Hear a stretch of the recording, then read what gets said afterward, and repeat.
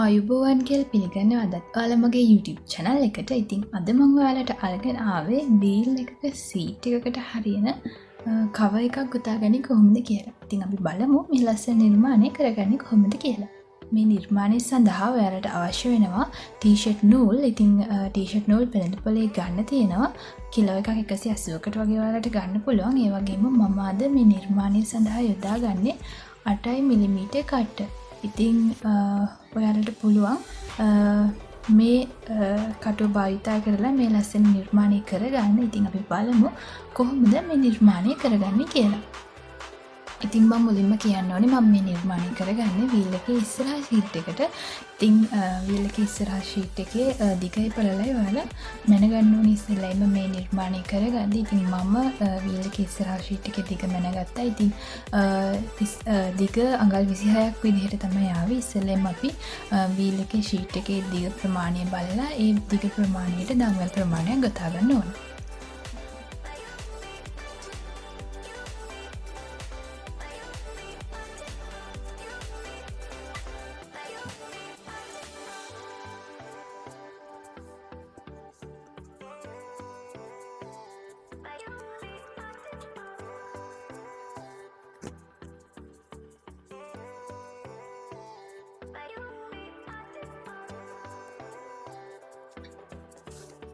ඉස්සෙල්ලම ඔයාලගේ ෂීට් එකේ දිග ප්‍රමාණය මැනගන්න. මැනගෙන ඉවර වෙලා ඒ දිග ප්‍රමාණයට අනුව දම්වැල් ප්‍රමාණයක් ගොතා ගන්න. ඉතින් ඊට පස්සේ කරන්න ඕන දම්වැල් දෙකක් ගොතනවා. ගොතලා මේ විදිහට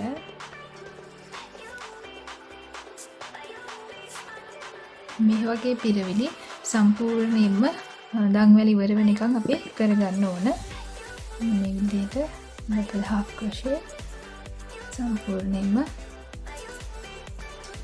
පිරවිලි කරගෙන යන්න ඕනේ. පළවෙනි වටේ මේ විදිහට තමයි පිරවිලි කරගන්න ඕන.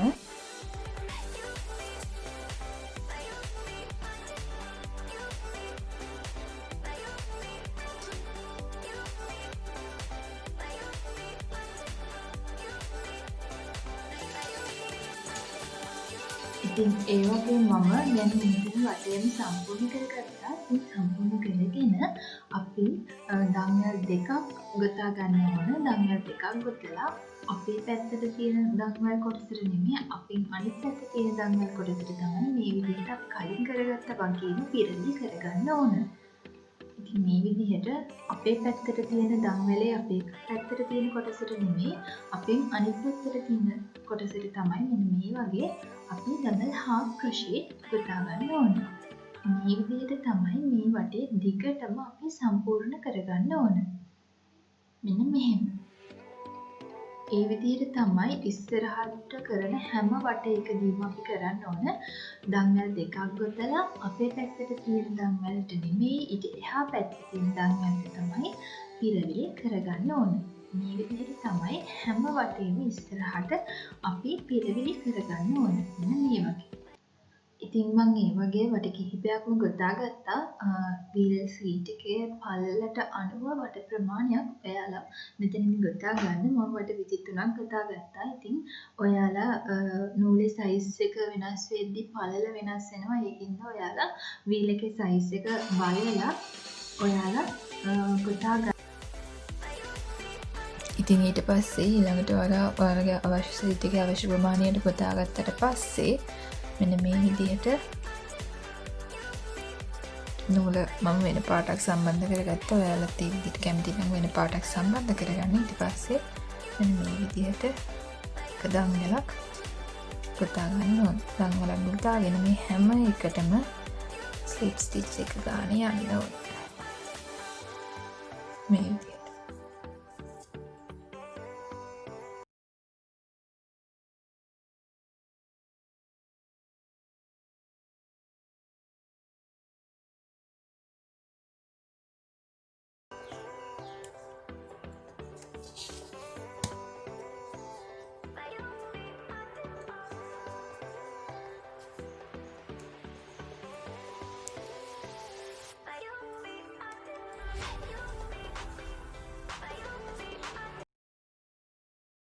පස්සේ මම ඒ විදිහට මෙහෙම වටේම ස්ලිප් ස්ටිච් වලින් සම්බන්ධ කරගත්තා. ඊට පස්සේ අපි වට වැඩි කරගත්ත පැත්ත දම්වැල් පේලියක් අපිට පේන්නේ නැහැ. ඒ ඉරි ඉරි වගේ තමයි අපිට පේන්නේ. මෙන්න මේ විදිහට දම්වැල් නෙමෙයි.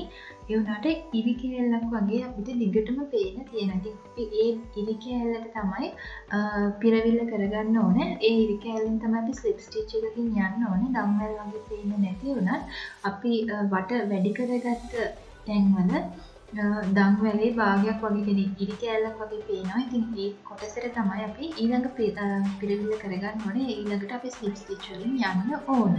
ඉතින් මේ විදිහට ඔයාලා දිගටම පළල පැත්තට ඉරි කෑලි වගේ තියෙන කොටස් වලට පිරවිලි කරගන්න ඕන. මේ විදිහට.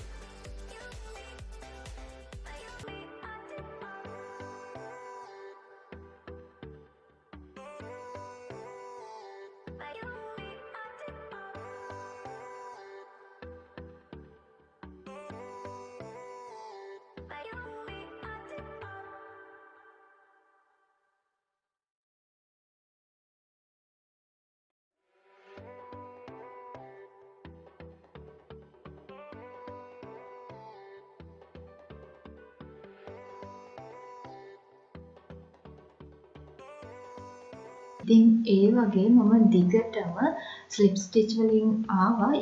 මේ පැත්තත් අපි ස්ලිප් ස්ටිච් කලින් වගේම අපි කරගන්න ඕන. කලින් වටේ අපි දිග අතට කරගත්තා. දැන් පළල එක පැත්තක් කරගත්තා. ඒ වගේම හතර පැත්තටම අපි ස්ලිප් ස්ටිච් වලින් යන්න ඕන. ඉතින් ඒ වගේ මම මෙතනදී හතර පැත්තම ස්ලිප් ස්ටිච් වලින් ගොතා ගත්තා.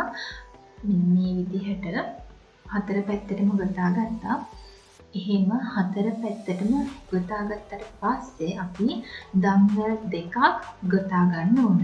හතර පැත්තටම ස්ලිප් ස්ටිච් ගොතාගෙන දම්වැල් දෙකක් ගොතා ගන්න ඕන මෙන්න මේ විදිහට. ඊට පස්සේ අපි ස්ලිප් ස්ටිච් ගොතා ගත්ත ටික අපිට දම්වැල් පේලියක් වගේ තමයි පේන තියෙන්නේ මෙන්න මේ විදිහට. ඊට පස්සේ දම්වැලේ අපේ පැත්තට තියෙන කොටසට අපි සිංගල් ක්‍රොෂේ පුරව ගන්න ඕන. මෙන්න මේ විදිහට. අපේ පැත්තට තියෙන දම්වැල් කොටසට අපි සිංගල් ක්‍රොෂේ පුරව ගන්න ඕනේ.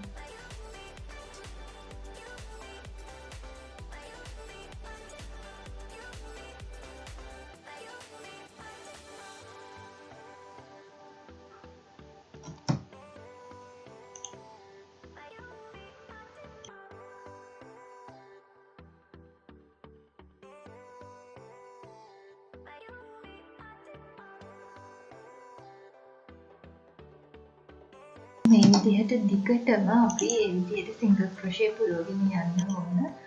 අපේ පැත්තට තියෙන දම්වැල් කොටසට මේ විදිහට අපි දිගටම වට හතරටම අපි දිගටම මේ විදිහට සිංගල් ක්‍රොෂේ පේලියක් යන්න ඕන. මේ විදිහට තමයි පේන්න තියෙන සිංගල් ක්‍රොෂේ එක ගෙතුවට පස්සේ ඉතින් මේ විදිහට හතර පැත්තටම අපි සිංගල් ක්‍රොෂේ පුරව ගන්න ඕනේ. ඉතින් මේ විදිහට සිංගල් ක්‍රොෂේ පුරවගත්තට පස්සේ අපි කරන්න ඕන දම්වැල් දෙකක් අපි මේ විදිහට ගොතා ගන්න ඕනේ. දම්වැල් දෙකක් ගොතලා මේ විදිහට කටුවට දෙපාරක් අපි පටලව ගන්නවා. පටලවගෙන මෙන්න මේ විදිහට අපි පිරවිලි කරගන්න ඕනේ. මෙතනදී අපි පිරවිලි කරගද්දී මතක තියාගන්න ඕනේ අපි දම්වැලට නෙමෙයි පිරවිල්ල කරගන්නේ. කලින් මම වීඩියෝ එකක් ඔයාලට කරලා තියෙනවා. බාස්කට් එකක් ගත්තදී අපි පුරවගත්ත විදිහටම තමයි මෙතනදී අපි පුරවගන්නේ. මොකද කෙලින් හිටින්නේ මෙන්න මේ විදිහට පුරවගත්තොත් බලමු කොහොමද කියලා. මෙන්න මෙහෙම ඈඩ් කරාම ඔයාලට පේනවා යටින් දම්වැල් කොටසක් පේනවා. කියන්නේ දම්වැල් අපි චුට්ටක් උඩට කරාම දම්වැල් කොටසක් පේනවා. ඒ හරියට තමයි අපි පිරවිලි කරගන්න ඕන. නැත්තම් මේක හරියට නැමිලා හිටින්න බලන්නේ නැති නිසා. මෙන්න මේ දම්වැල් ඈඩ් කරාම තියෙන කොටසට තමයි අපි පුරව ගන්න ඕනේ.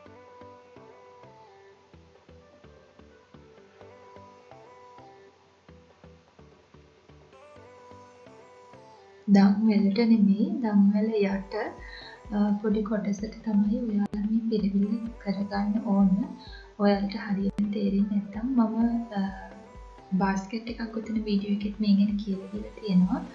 මෙන්න මෙහෙම බලන්න මේ උඩට කරාම යට තියෙන කොටසට තමයි අපි මේ පිරවීම කරගන්න ඕනේ. එතකොට තමයි මේක හොඳට නැඹිලා හිටින්නේ. දන් වලට නෙමෙයි, දන් වලින් චුට්ටක් යටට තියෙන කොටසට තමයි මේ පිරවීම කරගන්න ඕනේ.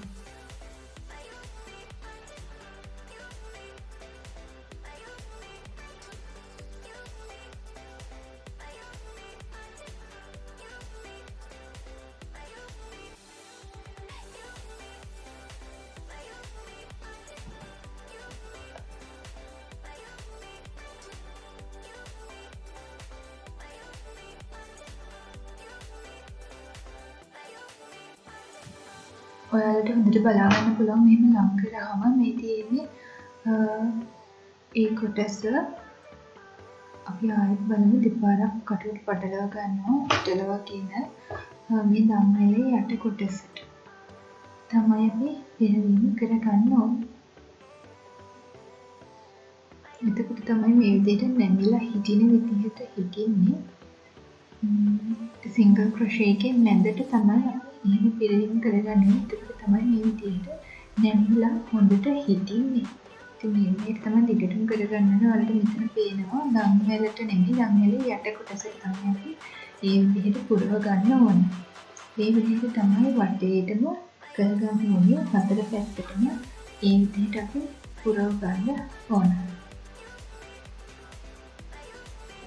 ඉතින් මම මේ විදිහට සම්පූර්ණයෙන්ම වටේම ගොතා ගත්තා. හතර පැත්තම ගොතා ගත්තා. ඉතින් එහෙම ගොතාගෙන ඉවර වෙලා හතර පැත්තම අපි මෙතනදී තව දෙයක් කරගන්න ඕනේ. අපි දම් වලක් ගොතා ගන්න ඕනේ. දිග දම් වලක්. සාමාන්‍ය හතර පැත්තටම හරියන විදිහට ටිකක් දිගට හිටින්න දම් වල අපි ගොතා ගන්න ඕන.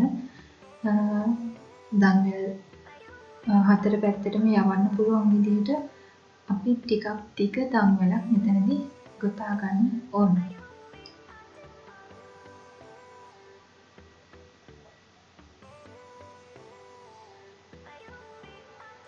එහෙම දිගටම ගොතාගත්ත දම් වල ඊට පස්සේ මේ ෂීට් එකේ යට පාටියට අපි යවන්න යන්නේ. දැන් මේ දම් වල දිගටම එකක් කර එකක් මෙන්න මේ විදිහට ඔයාලට පේන විදිහට මෙන්න මෙහෙම එකක් කර එකක් යවා ගන්න ඕන මේ විදිහට.